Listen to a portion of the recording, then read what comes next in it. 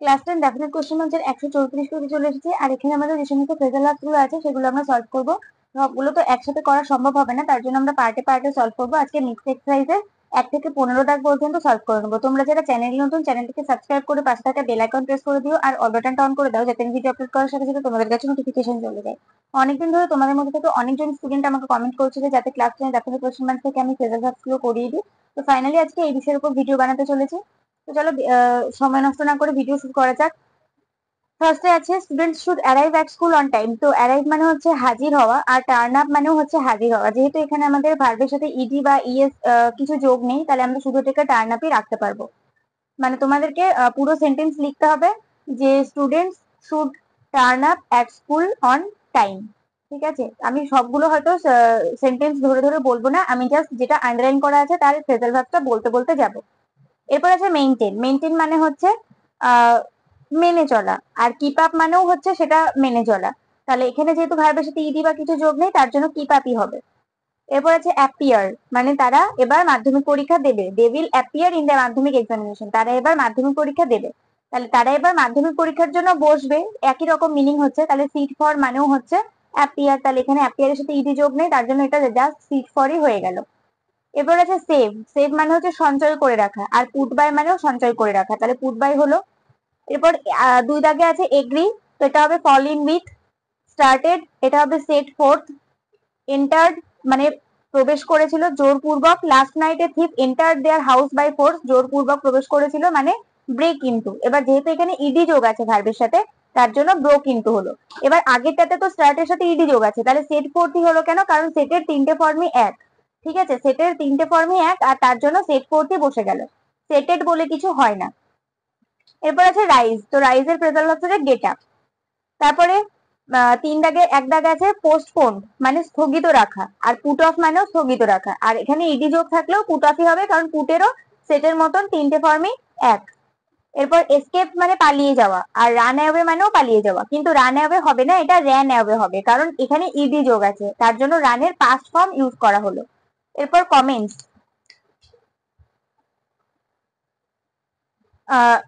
The journey will commence on November 14।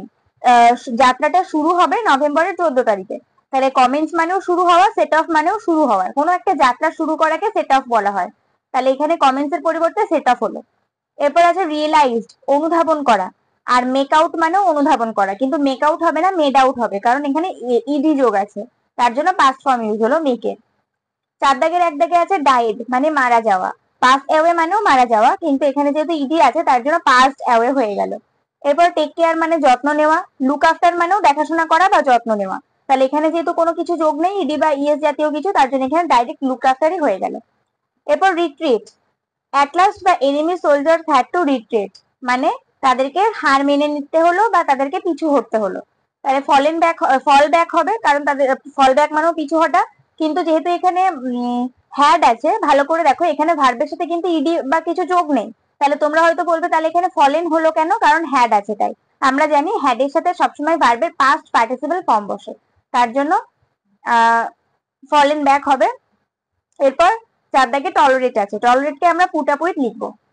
Prayed for আছে 5 এর 1 দাগে, তো এটা আস্কড ফর হবে, যেহেতু এখানে ইডি যোগ আছে তার জন্য আস্কড ফর হলো না, আস্কড ফর হলো।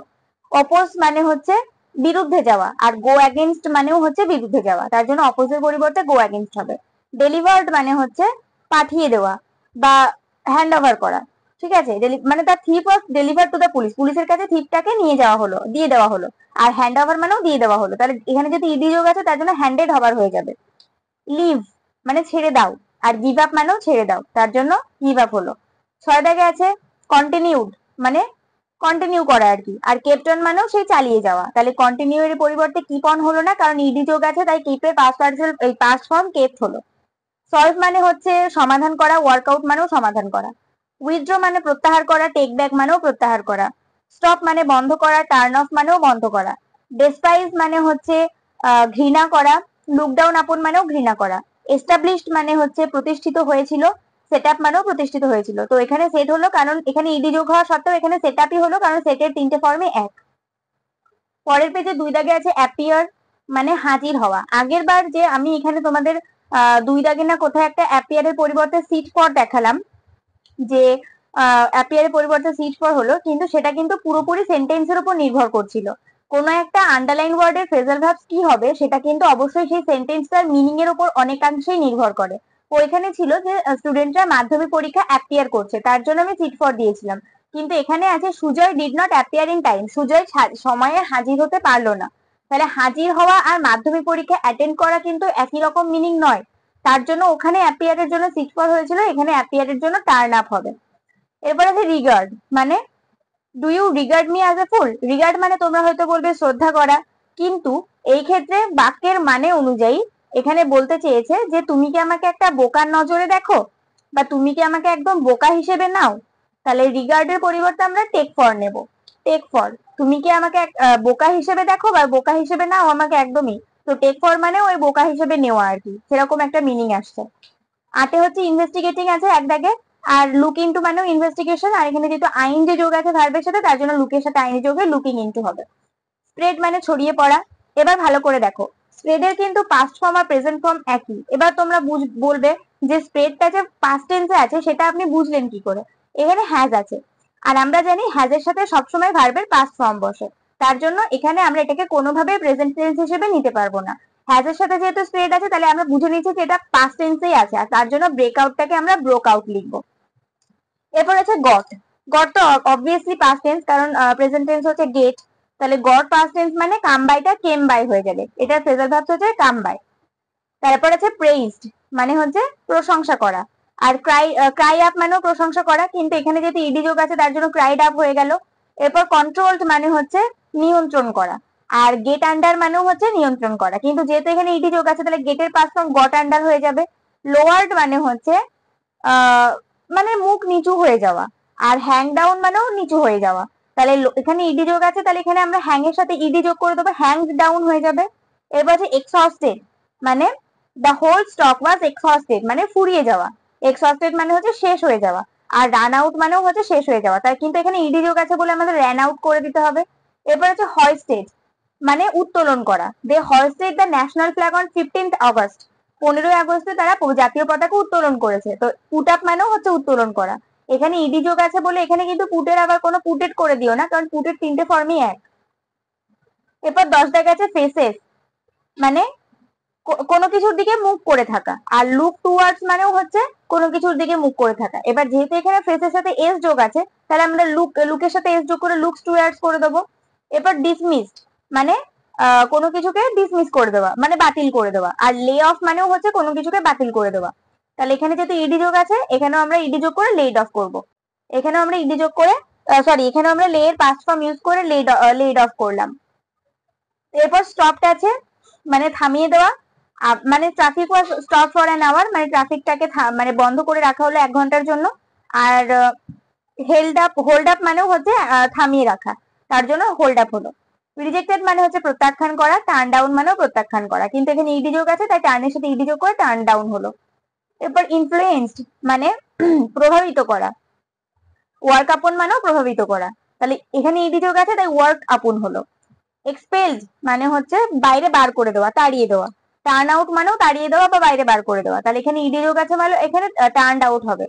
এরপর স্টার্টেড মানে হচ্ছে শুরু করা, আর সেট আউট মানেও হচ্ছে শুরু করা। যেহেতু কলকাতাতে তারা ভোরবেলাতে কলকাতার জন্য যাত্রা শুরু করলো বা বেরিয়ে পড়লো, কলকাতার জন্য তারা ভোরবেলাতে বেরিয়ে পড়লো, তার জন্য এটা সেট আউট হবে।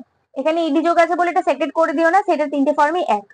মেট মানে দেখা হয়েছিল, আর কাম অ্যাক্রস মানেও দেখা করেছিলাম, তাহলে এখানে পাস্ট টেন্সে আছে মানে আমাদের কামটা কেম অ্যাক্রস হয়ে যাবে। হাইড মানে হচ্ছে লুকিয়ে রাখা, হোল্ড ব্যাক মানেও লুকিয়ে রাখা। সেভ মানে হচ্ছে সঞ্চয় করে রাখা, লে অ্যাসাইড মানে হচ্ছে সঞ্চয় করে রাখা। যদি এখানে পুট অ্যাসাইড থাকতো তাহলে পুট অ্যাসাইডও কিন্তু আনসার হতো। এক্সামিন মানে নিরীক্ষণ করা, লুক ওভার মানেও নিরীক্ষণ করা বা পরীক্ষা করা। এখানে ইডি যোগ আছে বলে লুক ওভার হলো। আন্ডারস্ট্যান্ড মানে বোঝা, মেক আউট মানেও বোঝা। এরপর আছে কম্পেনসেট, মানে ক্ষতিপূরণ, আর মেকআপ মানেও ক্ষতিপূরণ। মানে এই মেকআপ সেই মেকআপ নয় যেটা আমরা মুখে করি, এই মেকআপটা হচ্ছে ক্ষতিপূরণ। মানে এই লসটাকে মেকআপ করা যাবে, যখন আমরা এরকম করে বলি কম্পেনসেটটাকে আমরা ফ্রেজাল ভার্ব যে মেকআপ বলি, ঠিক আছে। আর আমরা যে মেকআপটা মুখে করি সেটাকে তৈরি হওয়া বলে। নক ডাউন মানে চাপা পড়া, আর রান ওভার মানেও চাপা পড়া। তাহলে এখানে ইডি যোগ আছে বলে এটা রানটা র্যান হয়ে গেল। এবার এমিট মানে নির্গত হওয়া, আর গিভ আপ মানেও নির্গত হওয়া। রাইট মানে তো লেখা, আবার গেট ডাউন বা পুট ডাউন মানেও কিন্তু লেখা, তার জন্য গেট ডাউন বা পুট ডাউন দুটো এখানে আনসার হতে পারে। এবার যে সেপারেটেড মানে আলাদা হওয়া, মানে সেটা তাকে তার ফ্যামিলি থেকে বিচ্ছিন্ন করে দেওয়া হয়েছে। আর কাট অফ মানেও আলাদা করা বা বিচ্ছিন্ন হওয়া। এরপর আছে ফেইল্ড মানে ব্যর্থ হওয়া, আর ফল থ্রু মানেও ব্যর্থ হওয়া। নেক্সট পেজে আছে রিটার্ন মানে ফিরিয়ে দেওয়া, গিভ ব্যাক মানেও ফিরিয়ে দেওয়া। রাইজেস মানে হচ্ছে তাড়াতাড়ি মানে উঠে পড়া, আর গেটস আপ মানেও হচ্ছে উঠে পড়া, যেহেতু এখানে এস আছে তার জন্য গেটের সাথে এস যোগ হলো। 15 দাগে আছে চেস্ট মানে তাড়া করা, আর রান আফটার মানেও তাড়া করা। এবার যেহেতু এখানে ইডি আছে তার জন্য র্যান আফটার হয়ে যাবে। রিমুভ মানে খুলে ফেলা, টেক অফ মানেও খুলে ফেলা। রিড মানে পড়া, গো থ্রু মানেও পড়া। অ্যাফেক্ট মানে ক্ষতি করে, টেলস আপন মানেও ক্ষতি করে। এখানে এস আছে বলে এখানেও এস হলো। তো আজকে এই 15 দাগ পর্যন্ত থাক, আমরা নেক্সট পার্টে 16 থেকে একদম ফ্রম ডিফারেন্ট স্কুল এক্সামিনেশনের ওইগুলো করে ফেলবো। 8 দাগ পর্যন্ত যতগুলো দেওয়া আছে। তো চলো, যাদের প্রবলেম ছিল তারা নিশ্চয়ই 15 দাগ পর্যন্ত বুঝতে পেরেছো। কারো কোথাও সমস্যা থাকলে কমেন্ট করো, আর এই ভিডিওটাতে একটা করে লাইক করে দিয়ে বন্ধুদের সঙ্গে অনেক অনেক শেয়ার করে দিও। নেক্সট ভিডিও দেখাবো, ততক্ষণ পর্যন্ত সবাই ভালো থাকো, সুস্থ থাকো, মন দিয়ে পড়াশোনা করতে থাকো।